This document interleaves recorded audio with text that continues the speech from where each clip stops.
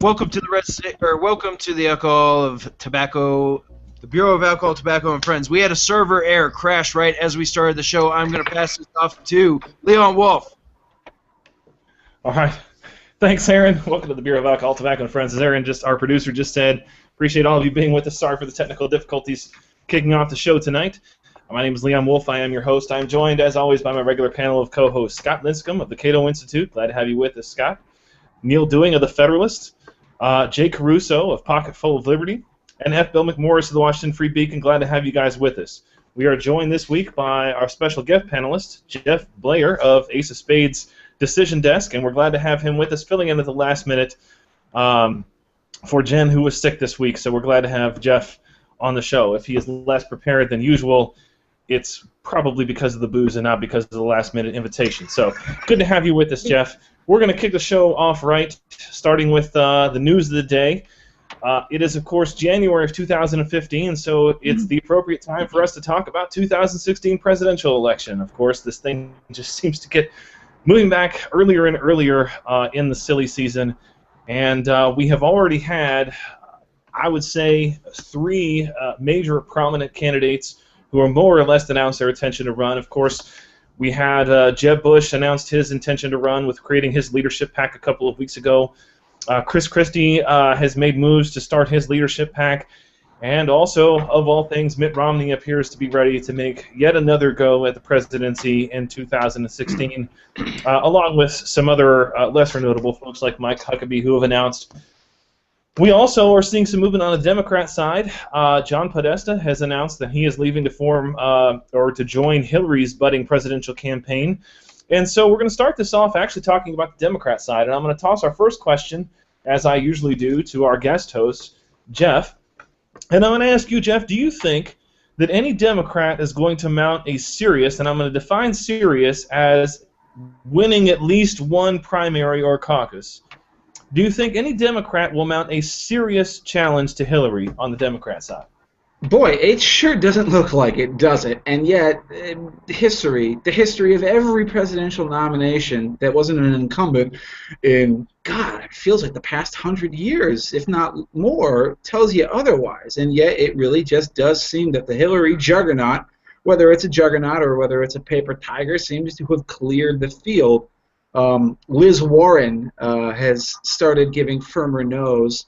I was actually joking today that the whole draft Warren movement doesn't seem to want to give up on her, and that I figure that pretty soon in Politico you're going to see these articles grumbling from Hillary Team Hillary people saying she's not doing enough to tamp down the speculation that she'll join the race. But the fact of the matter is that if Warren doesn't run, you argue that there's always got to be an appetite for a choice, even if it's a nominal choice.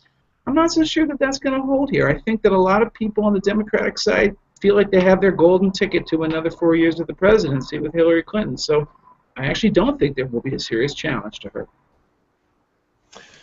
So, Bill, what do you think about this? As one of the writers for the Hillary Clinton troll blog, if you had to take Hillary Clinton versus the field, who would you give the edge to, Hillary Clinton or the rest of the Democratic field? Well, you have to give the edge to Hillary. She's got the money. She's got the campaign apparatus. I'm still not so convinced that we've seen the last of Elizabeth Warren, especially given all of the high-profile Obama administration and Obama campaign veterans. I think you could start to see movement from these guys.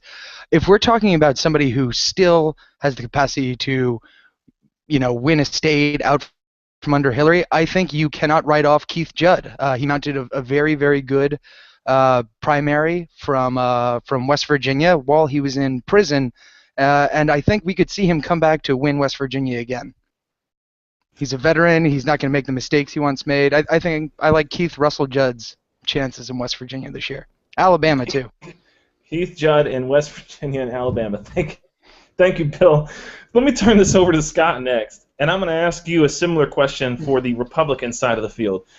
Instead of just giving you one candidate, let me give you the three candidates that I've already mentioned. If you had to take Jeb, Romney, plus Christie, one of those three, or the rest of the field, whoever it might be who has yet to announce, would you take the Jeb, Romney, Christie faction, or would you take the field faction among that calculus there? Gosh, that's very tough because you threw in Christie. I would still probably go with the field, but that might be a biased, optimistic view. I mean, I think among the three of them, I think that Jeb and Christie are a lot more viable than Mitt. I've been amazed at the extent to which Mitt is getting savaged in the media over the last few days for this third, fourth, whatever it is, this infinite run. I mean, Peggy Noonan's column tonight, the Wall Street Journal editorial board yesterday, on and on and on. It really seems that outside of Mitt world, there is zero appetite for Mitt 3.0. That said, I mean, I do think that Jeb and Christie are going to have a lot of money. And the only reason, other than my intense biases towards a non-establishment candidate, are that, I think that this is the first time we really are seeing multiple Rhino Death Stars all turning their laser cannons on each other instead of on a fractured and somewhat depressing conservative or grassroots field. That combined with the new fundraising prowess of guys like Rand Paul and Ted Cruz and others who don't need Wall Street mega donors, I think it's going to make for a much more interesting and exciting race. So I'd say it's pretty even money, but I'm going to give it to the insurgents, to the Rebel Alliance at this point. So Neal, same question for you. I mean, and Scott, I think, brings up a valid point.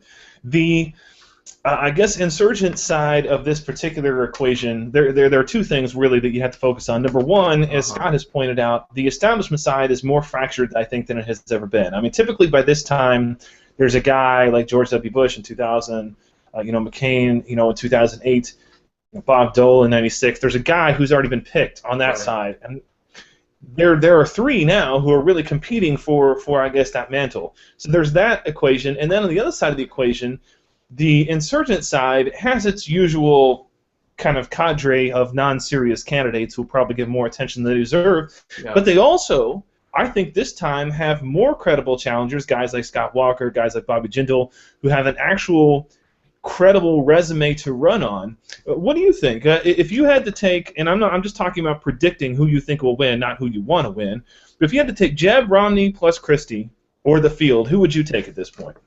Oh, geez.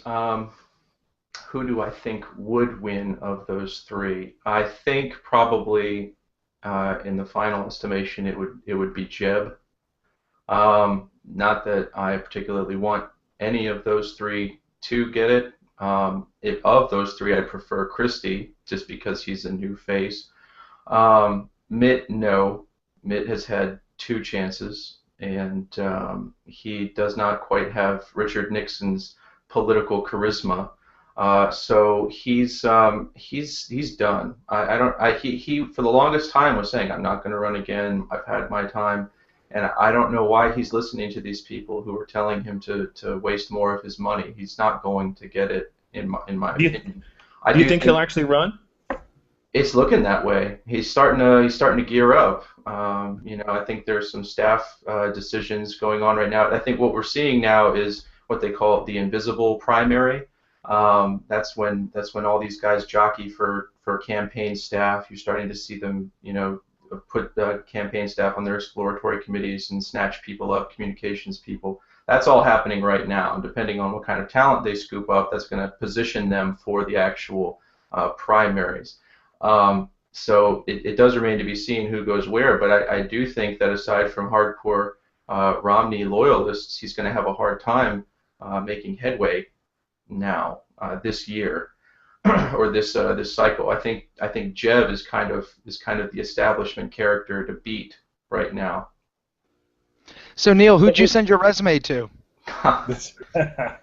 Nobody. But would you take the establishment side over the field? Would you take those three candidates over any of the, I guess, insurgent candidates? No, absolutely not. This may come as a surprise to you gentlemen and indeed to our viewers, but I tend to dream a little bit in the beginning of the primaries. I have my conservative leanings, and I would dearly love to have somebody who is willing and able to make a more stridently conservative case in 2012. I was very excited about Rick Perry. What I do, and this I don't know how odd this is, I mentally prepare myself from the very beginning to be disappointed. I am prepared to settle. So in 2012, my first choice was Rick Perry. My second choice was Mitt Romney. And as soon as Rick Perry went oops and he started to fizzle out, I threw my support behind Romney. I didn't feel bad about it. I had a very short adjustment period. I think it's a healthy practice for everyone in the conservative movement to dream a little bit and then prepare to give up on your dreams immediately and pretend they never existed. We appreciate your dour pessimism here, as everywhere else, Neal. So, Jay, let me throw this to you. Kind of the interesting wild card to me about this entire 2016 campaign is the Rand Paul campaign. And I think Ron Paul had a ceiling that always existed, despite what the delusions of his supporters might have been. Ron Paul had a ceiling of 10%. He was never going to break above that. He was never going to seriously contest for any of the actually contested states. Rand Paul seemed to be reaching at least a marginally wider audience than his dad did. And the question that I have for you is, what do you think the ceiling for the Rand Paul 2016 campaign is? How high do you think realistically we can expect that campaign to go? Well, a lot of people start talking about personalities, but the thing is, Neal touched on it. What kind of apparatus is he putting into states? And Paul has hired a lot of people outside of his father's sphere of influence who are in states like New Hampshire, in states like Iowa. It's very quiet. You don't hear a lot about it, but they're there. Guys like Michael Biondo, he's up there. He's one of those guys, is a standard New Hampshire guy, but he's on Rand Paul's team, and he's working stuff up there as we speak. So, I don't know. I'm not going to make any predictions about what his ceiling is. I think you're going to see as the year goes on, more and more guys are going to start jumping into this thing. It's going to be, because we haven't heard yet. We know Ted Cruz is making rumblings. We know Scott Walker's sitting out there. We know that Bobby Jindal is still sitting out there. Rick Perry, he's kind of gone quiet after he made a splash for a little while. He's going to resurface again. Marco Rubio has found his voice again with the whole Cuba situation, so he's going to be out there as well. I think it's funny. It's like, in 2012 you had like Mitt Romney and then like an 11 kooks or whatever it was. Maybe not so much Newt Gingrich, but you had a field of people that were flashes in the pan. Whereas in 2016, you've got a lot of really good contenders. Neal, stop making that face. You're making me laugh. You said something about Newt, and it was funny. I know your face came up on the screen. I'm staring right at you, and you got this look on your face. So I'm laughing while I'm trying to just talk. remembering about moon bases and the zoo and that sort of thing. So. I know. But Newt was the one that pushed back on the media, so he actually he endeared himself, I think, to a lot of people. So that's the whole thing. I think right now it's way too early to say anything. I do think that Rand Paul has a better chance than his father. I don't think we're going to hear about racist newsletters in Rand Paul's past. I think that he is going to be very vulnerable on issues of national security. I think that's where he's, Republicans and conservatives are very much traditional when it comes to national security, where he's very kind of hands-off, and he's either going to have to shift a little bit on that end, or he's going to get hammered over it. I think the people who are running against, who know Rand Paul is going to run, are kind of lying back and wait. You see some of this stuff drip out from time to time, stuff that he says, and people are just kind of like, ugh, he actually said that? I think there's probably a lot more of that sitting out there. The ops research guys, they've got all that stuff tucked away, and when if he starts moving up, that stuff will start coming out.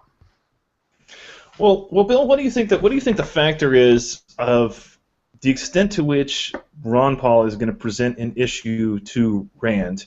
And specifically with respect to, Jay's already kind of touched upon it, but he's already done things like he's gone on the Alex Jones program multiple times, and he did that in support of his dad's campaign.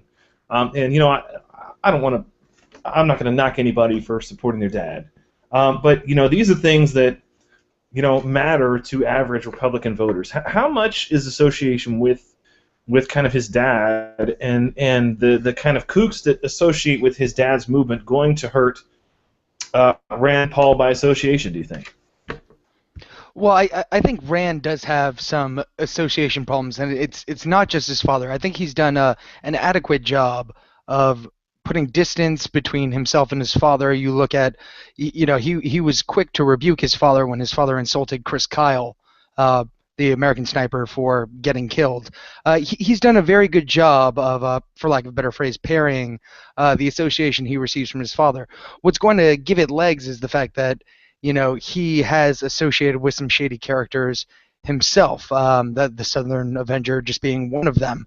So he put out those fires relatively well a couple years ago when the stories first broke in the Washington Free Beacon, of course.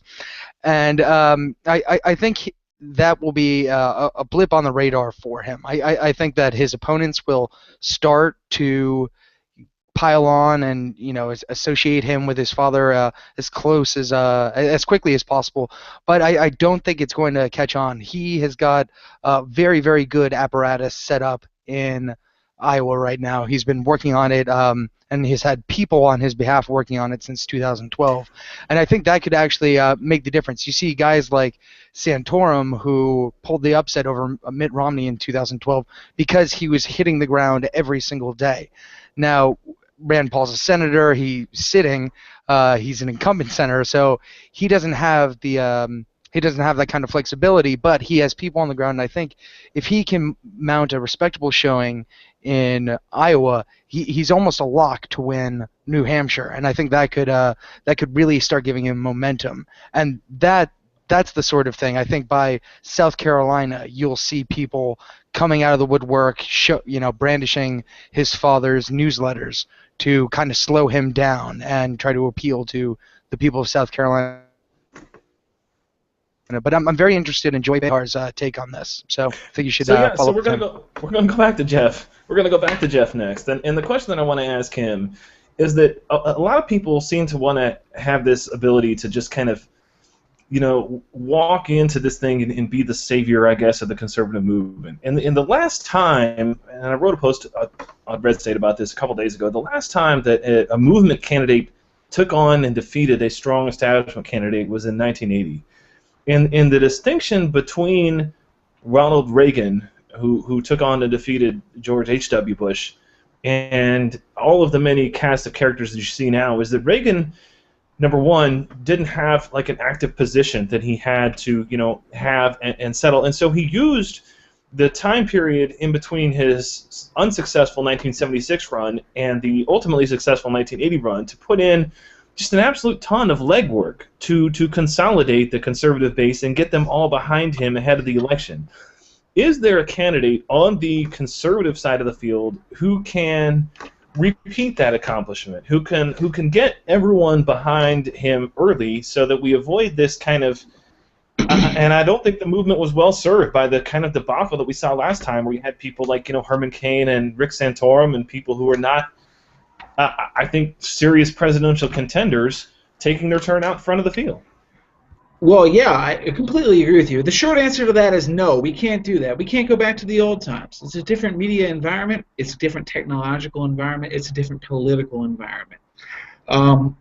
The simple fact is the field is too fractured now. As it's been amply covered before, we have like a rhino caucus with Bush, Romney. I still don't think Romney is for real. I know it sounds like I sound like Baghdad Bob saying that. Romney's not running. He's really not running. I still don't think he's running. But between Romney, Bush, and Christie, you have the rhinos, and then you have the base people, and then you have like the weird libertarian guy like Rand Paul. But I think that the two people who have the potential, if it's possible, to do the most ground-level grassroots work to consolidate a field, especially in Iowa, are going to be, on the one hand, Rand Paul, who's already been mentioned, and I want to talk about his hiring decision in a second here. And the other one might be Scott Walker. Walker, of course, governor of Wisconsin, kind of got an Iowa vibe to him. I think he's going to resonate fairly well with him. I expect him to run. And I think his the main problem that everybody says about him, and it's one that I've echoed as well, is that he kind of has a charisma deficit. He goes over really well in the Midwest here, and maybe not so much on the East Coast or in the West Coast or in the Southwest, because he's kind of a mild, inoffensive guy, although his policies have been very strong. But one of the things that I just noted today, and you sent a link to us when we were talking about the issues for today, is that Rand Paul made a very savvy hiring decision. His campaign manager is a fellow named Chip Englander, and this is the guy who got Bruce Rauner elected governor here in Illinois just a couple months ago. And one of the key elements, and I know why Paul hired him.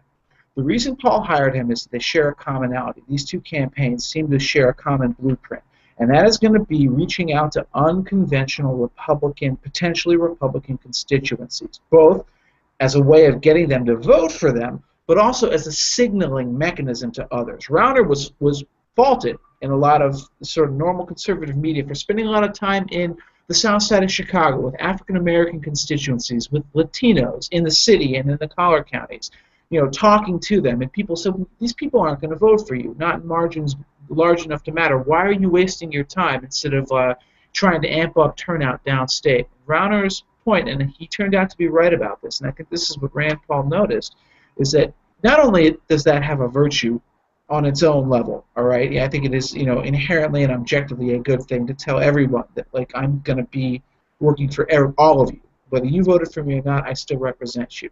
But also, it serves as a signaling mechanism for those who are on the fence, the squishes. One of the things that Romney got just crucified for, and I think justifiably so, was that 47% remark, where he said, like, there's 47% of the people, they're never going to vote for me. They're on the dole to Democrats no matter what. This is the antithesis of that approach. It's saying that, you may not vote for me in numbers, that I'm not going to win 30% of the black vote. I'm not going to win 45% of the Hispanic vote. But I'm going to get out there and I'm going to listen to you, because not only am I going to show that I care about you, but I'm going to signal to the moderate GOP types, or the persuadable voters, that I'm not a hater. I'm not a person who's playing to the base. I'm a person who's open to listening to everyone. That stuff is catnip for persuadable voters. And so I really think that Rand Paul has a whole host of problems, that everyone has already covered already.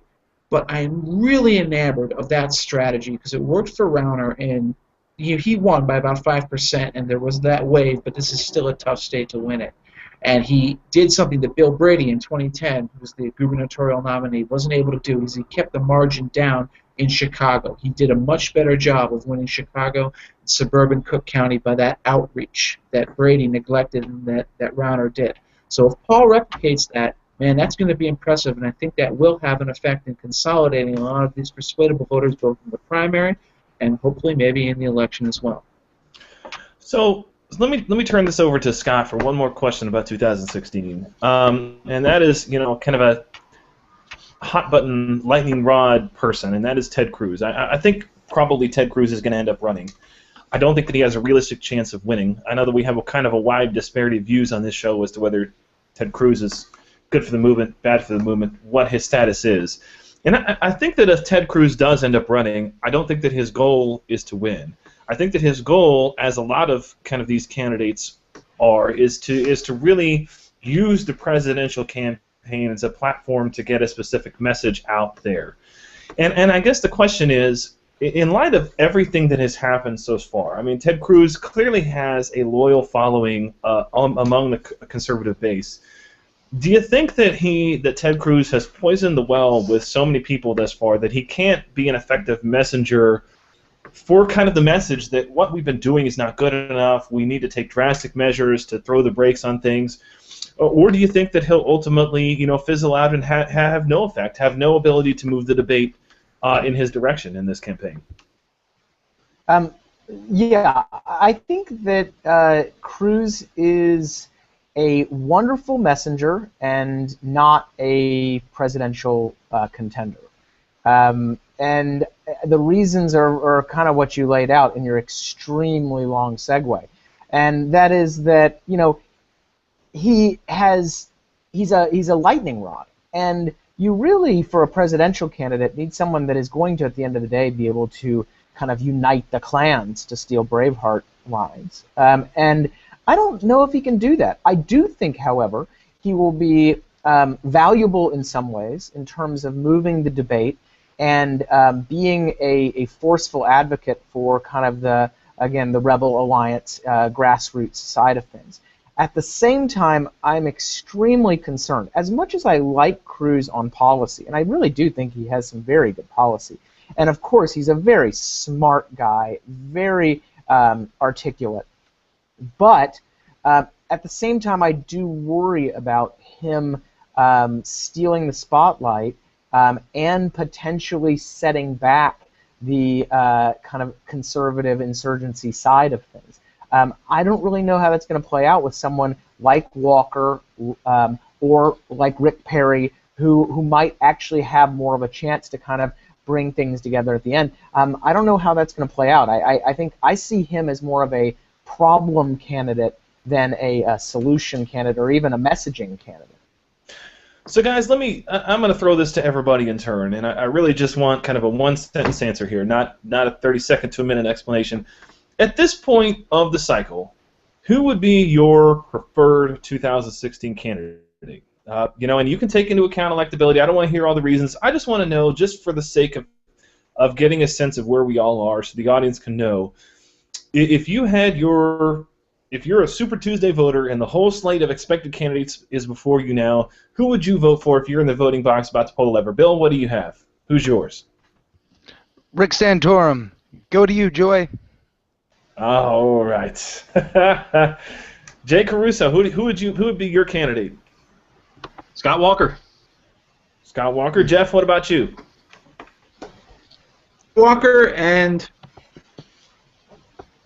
Scott Walker, and I desperately hope that he vampirically absorbs the charismatic essence of somebody who's got more of a vibe than he does. Maybe Huckabee, because he's worthless otherwise.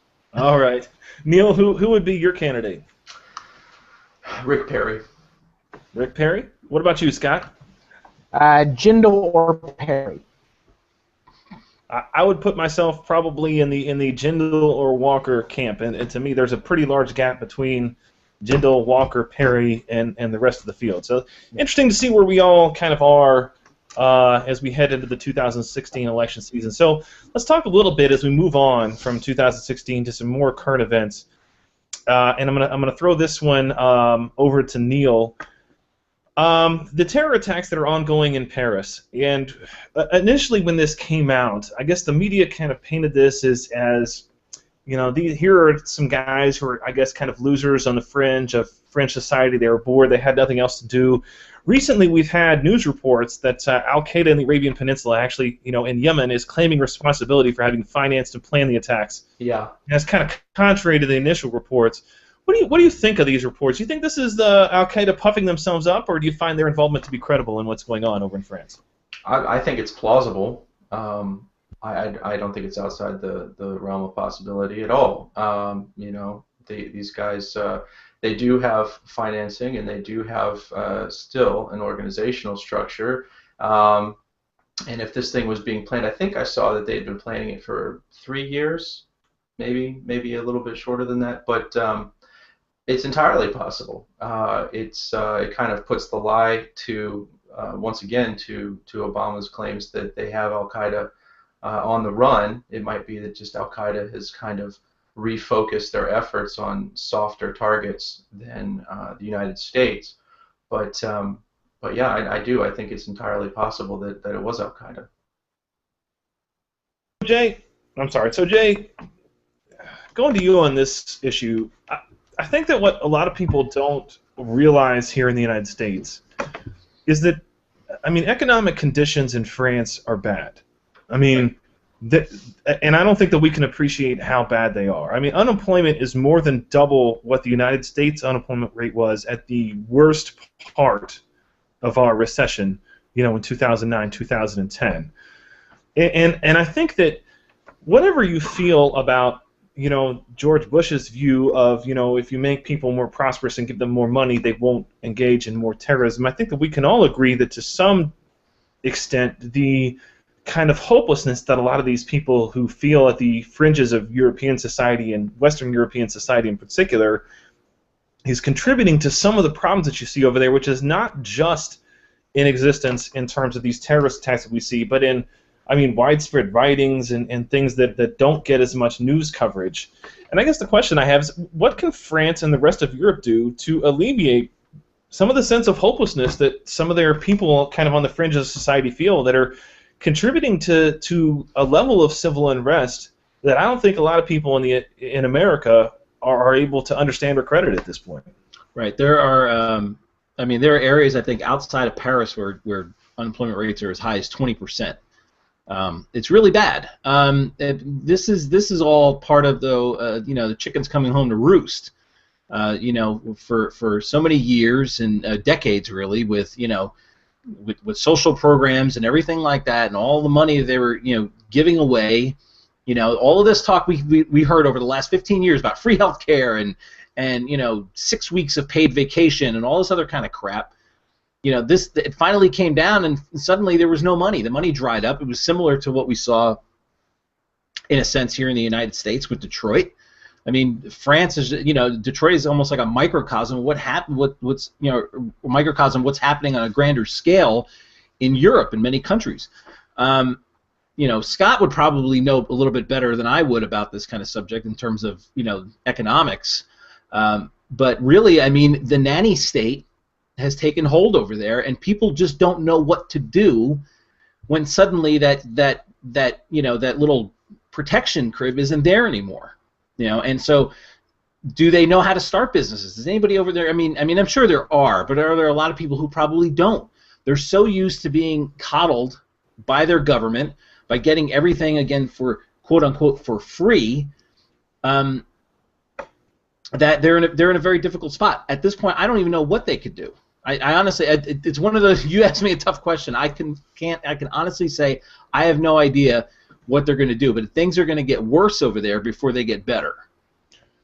So let's throw this over to Scott. I mean, it's not just a problem that's unique to France. I mean, France, Spain, Greece, a lot of these countries have kind of the same problem, which is to say that, they've written checks that they can't cash. And, part of it, could be, a lot of their leaders would say, well, look, it's our involvement in the EU that is part of the problem, because otherwise we could just print our way out of this mess. But now, Germany won't allow us to.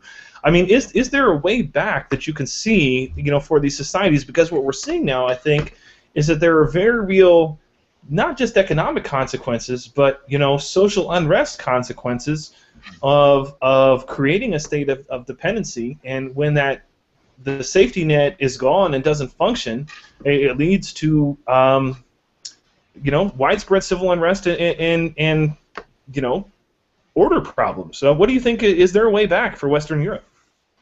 Well, I mean, I think it'd be too easy to say, oh, embrace the free market and everything will be better. They have created a structure that is unsustainable, as we've already talked about. And so, obviously, the thing they shouldn't do are some of the idiotic economic experiments that have been tried in places like France. For example, 75% taxes on the rich that cause all of the rich, including Gerard Depardieu and others, to just leave the country. There was actually, they just admitted, the French government did, that policy was an abject failure. And so obviously they shouldn't do those things. And I would say obviously as well they need to embrace market reforms. That said, they have created a structure that is not going to be simply torn down easily by passing a flat tax or whatever it is. I think the biggest problem, in my opinion, is the cultural, the backlash element. Not only are there clear problems with, as we talked about, kind of idle hands, but you're seeing more and more in these places a tremendous, pretty serious nationalistic backlash, and whether some of that is channeled into good things, such as dissolving the EU, as some of us might think. The other sides of it are pretty scary, and when you have those two cultures clashing, or more than two, really, I don't see a very easy answer. So as much as we want to just kind of magically wave our free market wands. It's going to be a very tough slog, and one that I don't think many leaders over there are willing to take. So, Bill, as we kind of approach, and we talked about this briefly on the show last week, as we approach kind of the elephant in the room, which is Islam, and I think that, I hesitate, and I'm really leery about dogging on anyone's religion. I mean, I'm very sensitive to that, and I think that in the absence of the current news cycle, I think all of us would be perfectly happy to leave everyone's religious beliefs alone and out of the discussion of the public sphere. But the situation is what it is, and I think that Islam in particular in Europe is taking advantage of these desperate kind of economic conditions where there are so many people on the fringes of society who have been unemployed for years and years and years and have no hope of gaining meaningful employment. And I guess the question, and there were a couple of great articles at the Federalist today, which kind of went through, how Christianity had a period of time where it had to really accept that it needed to mature and accept the realities of a modern world and the Enlightenment and the Industrial Revolution, and kind of change its message to appeal not only to the fringes of society, but to kind of mainstream folks who go to work every day. And I guess the question is, can we expect to see that Islam, the vast majority of Islam, is going to kind of adapt in the same way, or will it continue to appeal to people who are on the fringes of society, or in countries where poverty is widespread, or will it mature and kind of join the rest of the world in the West? What do you think, Bill? Why'd you give me this question? I have no problem insulting other people's religion. That comes with being the territory of a Catholic. So yeah, but whether you're Protestant, which I find hilarious, or Muslim, which I find scary, I don't really know what to say in terms of maturing and accepting the modernity. I don't think your religion has to do that. It's all about how you reconcile these two things. So, for example, I as a Catholic cannot reconcile the extreme dependence that America has on contraception. I wholeheartedly reject it, and yet I do not go out and burn down CVS's because they supply everybody with condoms. I burn down CVS's because they stop selling cigarettes.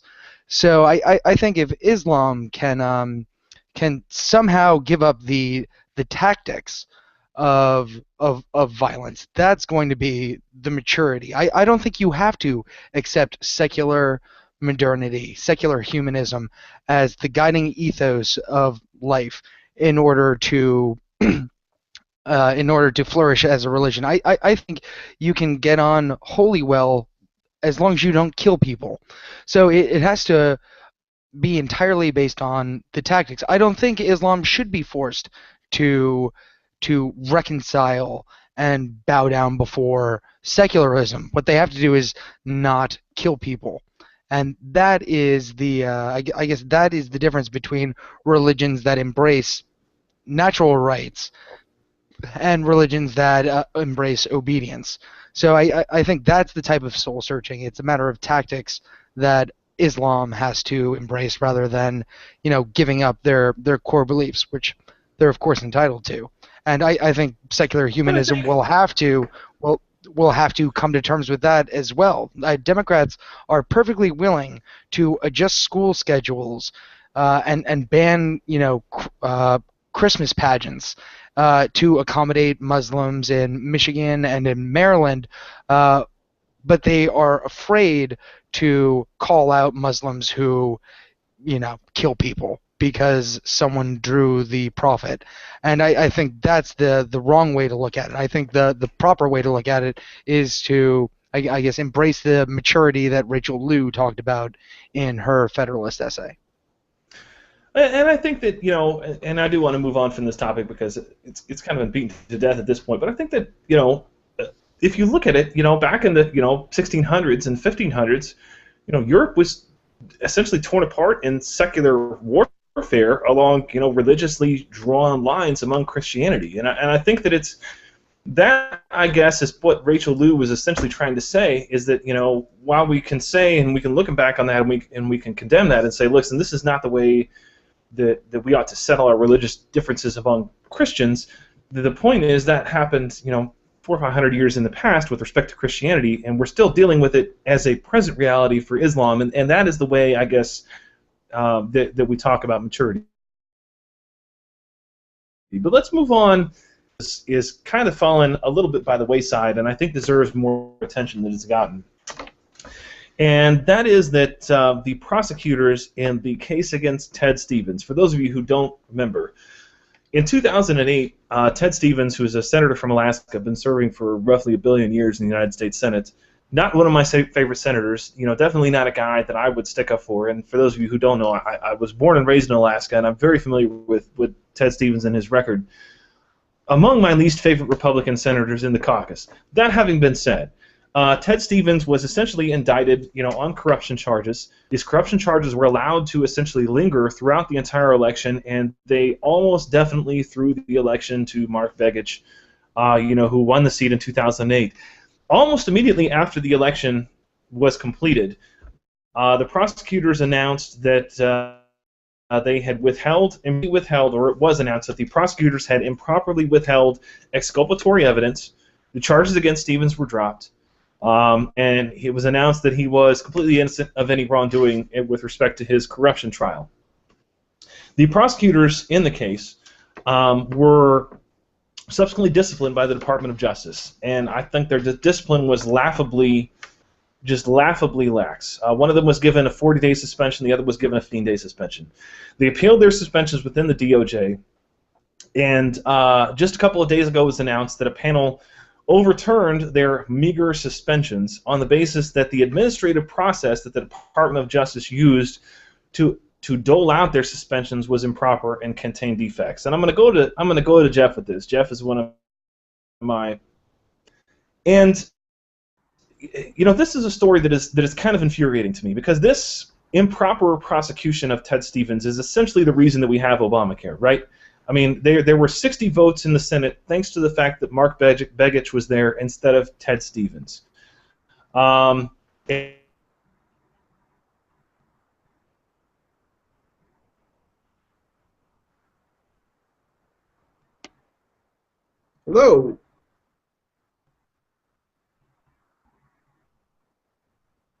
Leon, you there? Hey, buddy, you're on live. Keep talking. Just Okay, go. well, I'm going to fill in for what Leon was Joy. talking. No, listen, I actually have a sense of where Leon was going with this, so I can pick it up from where he dropped it off. The prosecution of Stevens was a bunch of bunkum, and we didn't know it at the time, but we now know it. But more importantly than that, what was so offensive about it was precisely what Leon pointed out, which was the fact that the penalties that were inflicted upon the wrongdoing prosecutors were so comically lax, and this is a phenomenon that you see over and over again with the federal government. They abuse their power in this way, and it is I was having an email discussion today with someone who said, well, what if someone did this in civil practice? What would be the equivalent punishment for an attorney? And my response was, there's disbarment.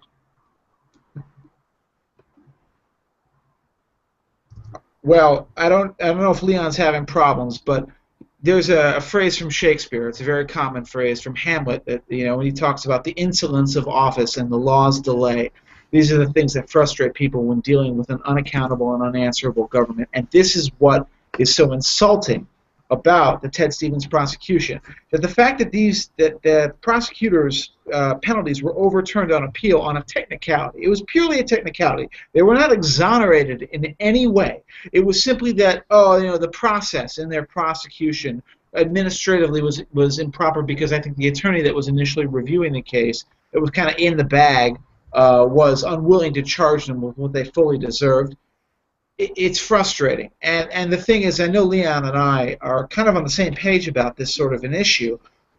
You see this same phenomenon mirrored over and over and over again, not just when it comes to this sort of political prosecution, but when it comes to federal actions, particularly federal prosecutions. on almost any sort of imaginable crime, from drug laws to particularly to campaign finance reform. You know, I'm no fan of Dinesh D'Souza myself, but the way they went after him is comically disproportionate to the way that they would go after other people who had violated the same laws. It was purely political. And the politicization of these sorts of prosecutions and the absolute unanswerability of the people who corrupt that process is the kind of thing that just makes you want to throw your hands up, because the government doesn't allow itself, except under very special circumstances that I'm not going to get into because it would bore everyone, to be sued for these sorts of abuses of process. And basically, if they ever want to shut it down, they can shut it down. Like the conspiracy theory person would say, shut it down. That's what the federal government has the capability to do when they get caught doing these sort of dirty deeds. So I absolutely understand where Leon's coming from here. There's a book that somebody has suggested that I read, and I actually started reading it. And it's fascinating. It's called License to Lie by Sidney Powell. Yes, I'm familiar with it. Yes. Excellent book. It's scary. And I personally know somebody who's kind of gone through this, and I alluded to it, and I think in some of the email messages we were talking about it, where this is a guy, and this is systemic. It's not ideological, because the gentleman that I know, his troubles started when Bush was president. So he started being investigated when Bush was president, was prosecuted initially when Bush was president, convicted when Obama was president, and then exonerated when Obama was president. So this really has nothing to do with who's in office at the time. This just goes deep within the criminal justice system within the federal government. This is a guy who had money, so he had the money to fight this. $7 million of his own money he had to spend, and when his conviction, he was convicted. His conviction was overturned. The judge apparently had given the jury wrong instructions or something to that effect. They were going to go after him again. They were saying, well, we're just going to prosecute you again. We're just going to do it all over.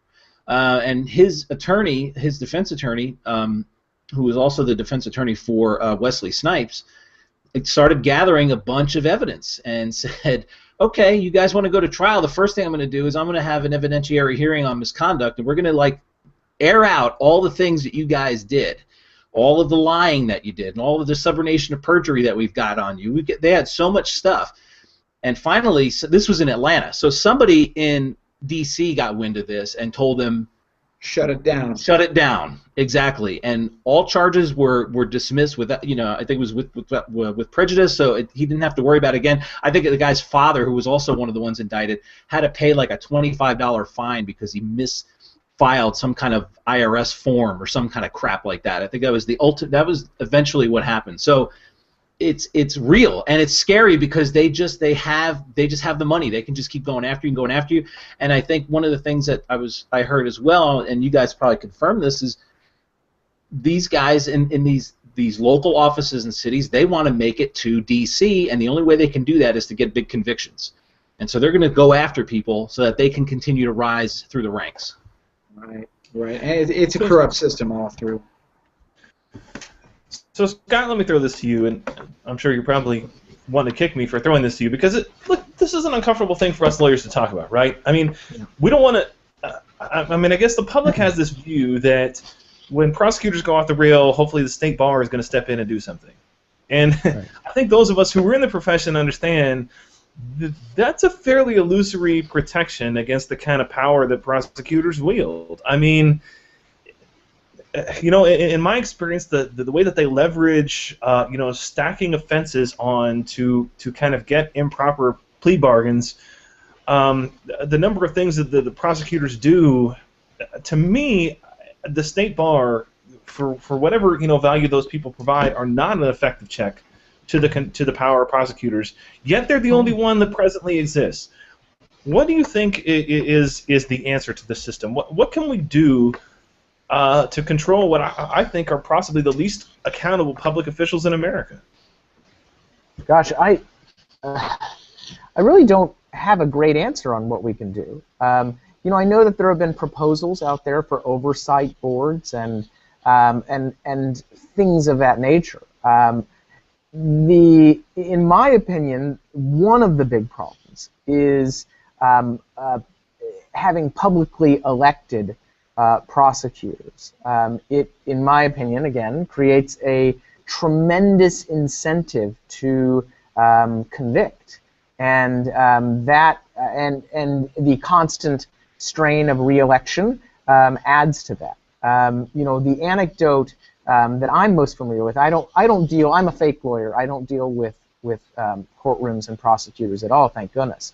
But a very good friend of mine from high school actually was involved in a pro bono death penalty case that was actually written up in the Federalist. And he has told me, great story, got his client off of death row. His client was totally innocent on trumped up charges. And the stories he told me about what he had to do to get this poor guy off of death row are horrible. They're toe curling. And when you get into some of the details about how a lot of the resistance was not only from the original prosecutor, who of course was trying to make a name for himself, because this was in Texas where re-election is a big deal and getting big name convictions matters, but the prosecutors after during the appeals phase, simply to protect the appearance of their business, did everything in their power to thwart the obvious justice that was deserved there. And so I don't really, other than that, I don't have a very good answer. But I'm firmly of the view that publicly electing prosecutors and judges is a bad way to go. Well, and I think that you're right, Scott, as we kind of close off this topic, but I think that even in the case of appointed prosecutors, I mean, they are still political animals. And to me, at the present time, and I think that it has always been thus, there is no political benefit to deciding not to charge someone. There's no political benefit to anyone, Republican or Democrat, to say, listen, my decision is that we are not going to indict so-and-so. It has never been the case. I think the American public, until the American public places some value on prosecutors showing actual discretion and saying, listen, I've looked at the evidence, I don't believe this person deserves to be charged, that is always an unpopular decision with the people who are most high profile with the media, who they're going to go out and interview, who is going to be the victims. And it's a difficult cycle to break, and like you, I don't have all the answers, but I would like to continue to shine the light on the way that the ratchet in the criminal justice system really only ever turns one way, and that's an unfortunate feature of our system, and would like to see it addressed to some degree. So let's move on, if we can. Just briefly, I want to talk about the situation that is unfolding in Atlanta, something we covered at very great length at Red State for the last week or so. And I'm gonna take this one to Neal first. And it is the situation where the mayor of Atlanta, Kasim Reed, has decided to fire the fire chief of Atlanta, Calvin Cochran, for essentially publishing and distributing a pamphlet that is, I guess you would broadly say, covers, sexual activity and sexual immorality, his own views on the entire thing. Somewhere within that pamphlet was his belief, to the extent that homosexuality is wrong and is not appropriate according to the Bible. And I've read, I've read what he said. And now I wrote a post at Red State today. For my opinion, I mean, listen. As far as a public policy standpoint, I'm not opposed to same-sex marriage. I'm a live and let live kind of guy when it comes to that in terms of public policy. But that notwithstanding, I think that what he said was not the Westboro Baptist, type rhetoric. It wasn't, God, hates gay people and they're all going to burn in hell. It was a very kind of mainstream Christian expression of where homosexual acts were more or less lumped in with, I think, fairly with premarital sex and adultery and other kinds of things. And I guess the difficult question that we have, Neal, is where do we as a society draw the line? Where we look at a situation like this, where is it okay to fire someone for what they do or say outside of work? And I think that, look, if pictures had come out of the guy standing in some Klan robes, or attending a Westboro Baptist rally, with some of the horrible, despicable signs that they say, I think all of us would have been fine with him being fired.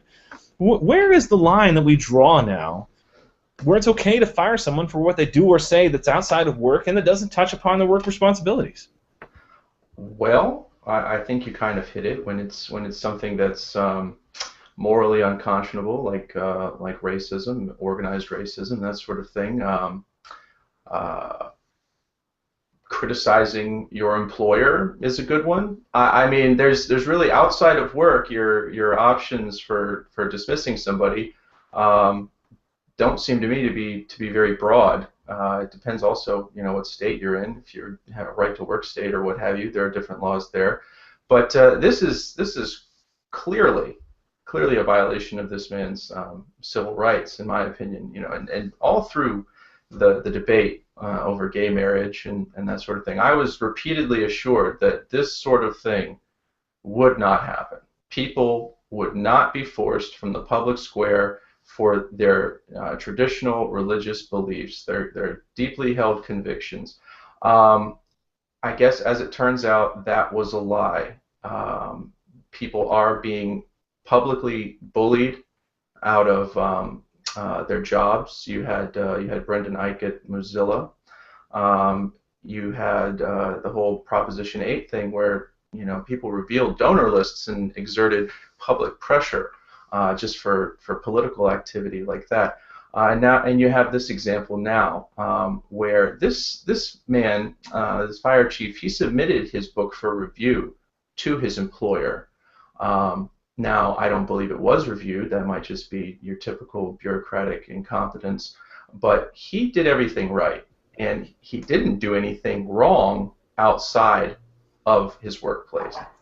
He was engaging in his religion and doing something in support of his traditional, fairly common Christian beliefs. And I think that's a salient and important fact, which is that the Atlanta Fire Department conducted an internal review and determined that he, in fact, had not discriminated in any way. No, never. Against gay people. And I think that this would be an entirely different discussion if we found that was what he was doing. But that is not the situation here. Bill, I want to throw this to you. What's your perspective on this? Is there a way forward in which same-sex marriage can occur and can be respected, and religious liberty can be respected? Is there a way that we can go forward as a society with both of those two things coexisting peacefully? No, that there is not, because the activists who have, I guess the gay lobby has decided that there is no coexistence. There is total surrender.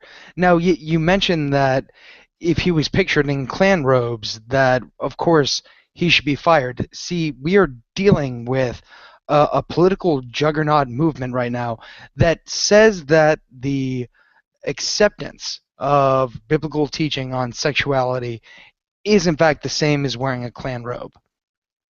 That sounds like hyperbole. This is how the gay lobby thinks, and this is how the anti-religious liberty left thinks. They think that this fire chief is sitting there and reviewing everybody's sexuality before he dispatches fire engines to go put out fires. That's the way they think. And there is not going to be any quarter shown to you if you oppose gay marriage now. I was reading, it was fantastic. Mediaite actually ran a piece 2 days ago about Brett Baer and Gary Sinise canceling his speech at a Catholic organization because the Catholic organization, they said, was anti-gay. Now, what was funny is that the Catholic organization also criticized fornication, heterosexual fornication, masturbation, everything under the sun, and included, as is the teaching of the church, the fact that homosexual practices are lumped in here. Now, this is not anti-gay discrimination. This is anti-America discrimination. You're criticizing porn, you're criticizing cohabitation, you're criticizing all this stuff. If anything, this is the most equal opportunity criticism I've ever heard. And yet, Mediaite compared this to Steve Scalise.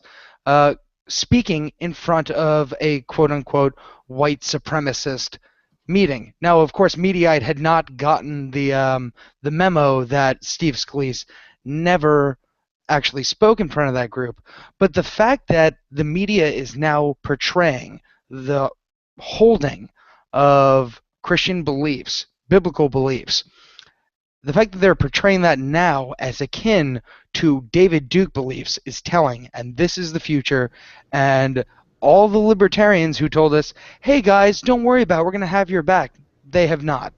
And it would be great to see some libertarians speaking out and actually having Christians back for once, because otherwise it's a dwindling number of social conservatives fighting against the state itself. So it would be nice to see. So wait a second. Hold on. I gotta jump in there. If you just to say, libertarians actually do have the back of the bakers and the police and the fire chiefs. Cato has been good. Reason not so much. Well, so wait, but let's paint with it depends on the flavor of the libertarian. Right. Let's paint with a little bit narrower brush here. I mean, the guys at Cato have been stalwart defenders of freedom of religion and the right to say no to this type of behavior. And so, look, I get that it's troubling and it's problematic, and I'm definitely on the side of Cato. But let's be a little bit better about that, please. Yeah.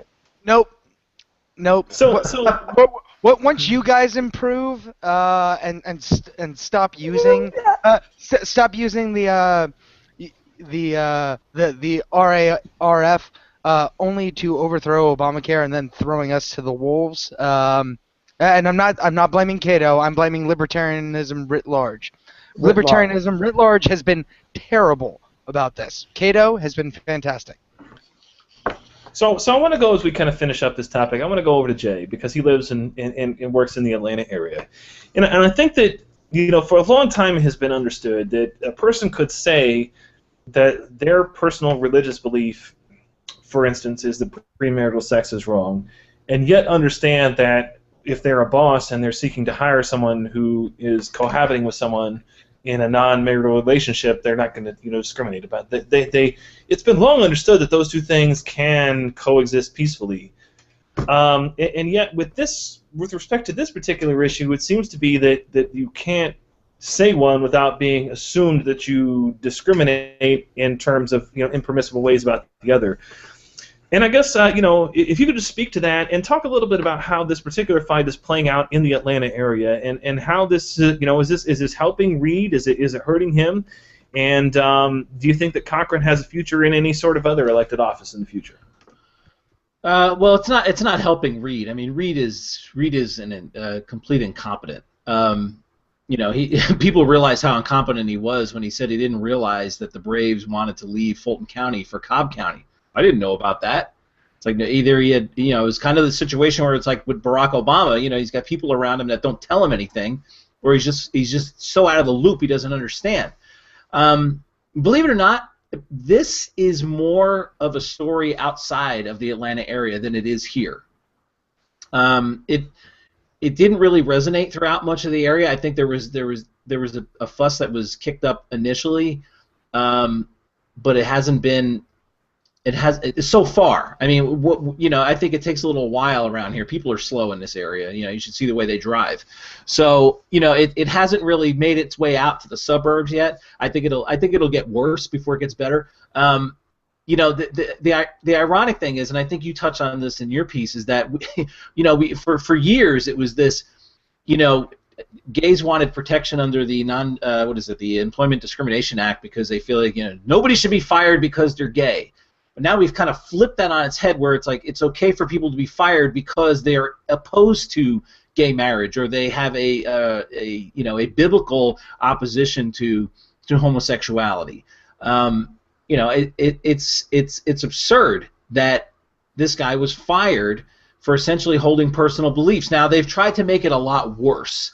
Of course, those dickheads at Media Matters have decided to turn him into basically like a white robe wearing neo-Nazi who was out there, railing about gays every single day, and it wasn't true. It had nothing to do with that. This was just a booklet that he had. It was part of his beliefs. Neal touched on it before. He went through all the proper channels.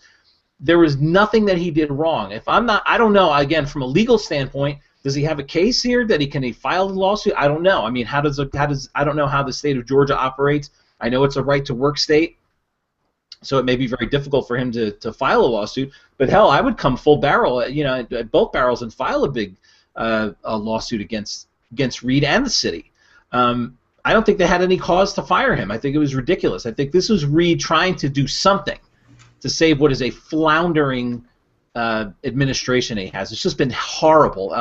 The Atlanta, Fulton County area, the unemployment situation is still bad there, where it's picked up outside of those areas. You have businesses that are trying to flee that area. You have, they're always trying to incorporate more cities into Fulton County because they want more of that tax, more of the tax dollars, and there's a lot of resistance to that because they're saying we don't want to get lumped in with them. Suddenly, see our property taxes go up for garbage. So he needed something.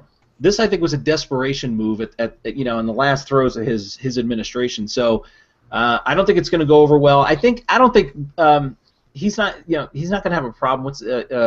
I just totally lost his name now. The fire chief. Cochran. Yes, Cochran is not going to have much of a problem in the future. I don't think this is much of a big deal. To be perfectly honest with you, I think it's not going to hurt him. That's for sure.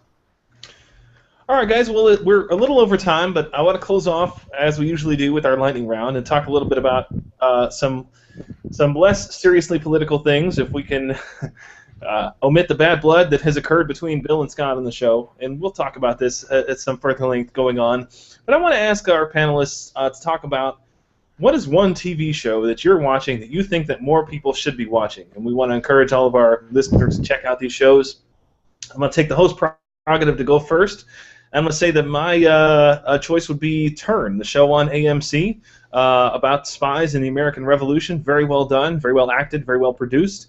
Starts again in March of 2015, and want to encourage everybody to tune in so that the show doesn't ultimately get canceled and I'm going to lose one of my favorite television shows. So I want to encourage everybody to check into AMC's Turn. Jeff, you're our guest host. You're next. What's your favorite TV show that more people should be watching? Oh, well, okay, if it's strictly TV, one that I would point out is Portlandia, which might sound like a bizarre choice, but I really love it because it captures a certain quirkiness about the kind of people that I've known my entire life, growing up in liberal blue county places. But it's also a very positive show. It doesn't take cheap shots at conservatives, religious people, the way you might expect for a show set in Portland. And it also portrays a whole series of recurring characters who have relationships with one another that are positive. But truly, the must-see event of the year is a film, and you can't see it in theaters, you can't get it streaming on TV, you can find it on your computer. It is Steven Soderbergh's, the famous director who's now retired, his recut, re-editing of Stanley Kubrick's 2001 A Space Odyssey. Just Google Steven Soderbergh in 2001 and you'll find it. He's posted it on his personal website. I have no idea how he got permission from Warner Brothers to do this, but it cuts out 50 minutes of that film and yet still retains, I believe, the essence of what is one of the greatest movies ever made and makes it maybe more understandable and more approachable for people who find the original Kubrick cut to be a little bit long-winded and boring. All right, Neal, you're up next. What's your favorite television show that you're watching that more people should be watching? Well, one I just finished. It's on Netflix. I don't really catch most television in its first run on TV. This one's actually a BBC drama. It's called Happy Valley. It's set in Yorkshire, and it's about this police sergeant. She's a woman, and her daughter commits suicide after being raped. And she sees who she believes to be her daughter's rapist on the street one day and begins pursuing him. She's unaware at the time that he's involved in the kidnapping, which she's investigating. So it's a very tense little police drama, lots of really good acting. and just really enjoyable television. In fact, there's a lot of that on Netflix right now. These British police procedurals, and it's kind of interesting to watch those. I enjoyed it very much.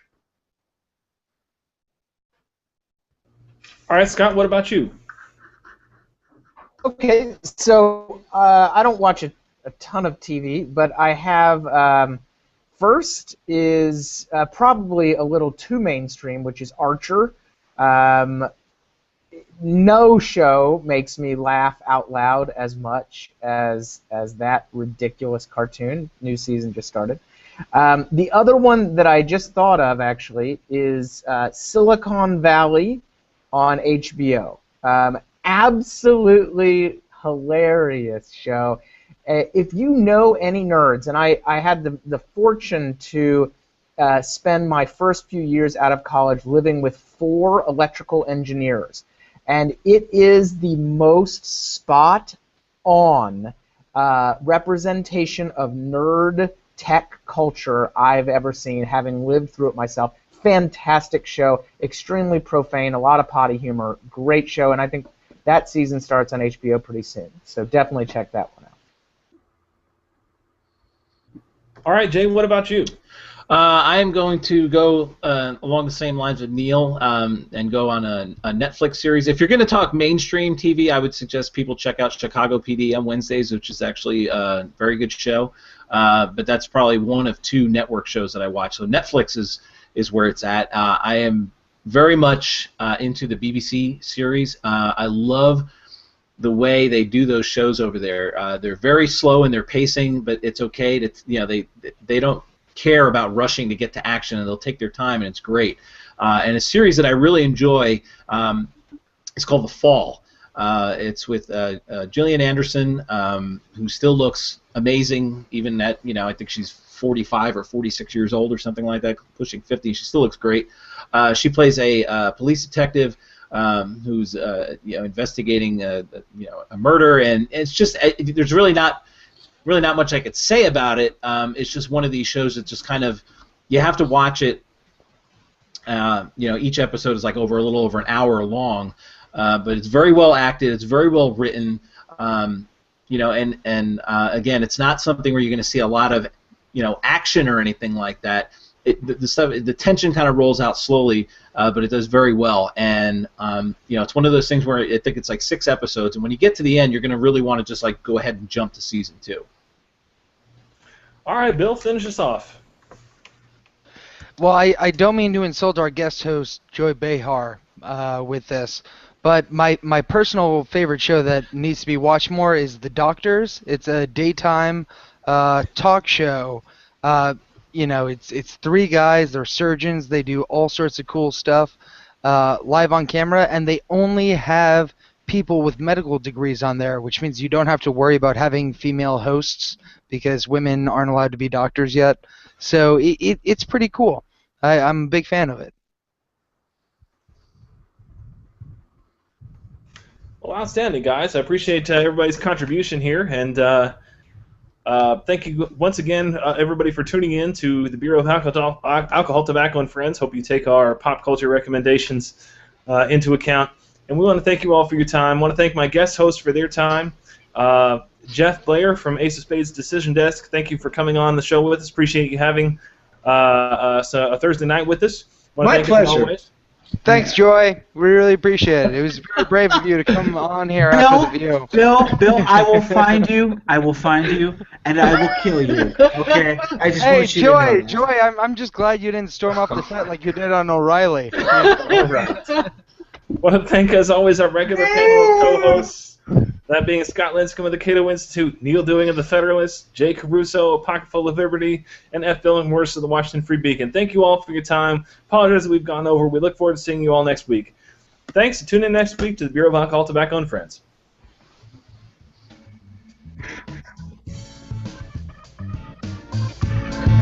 All right, everyone, shout a racial slur.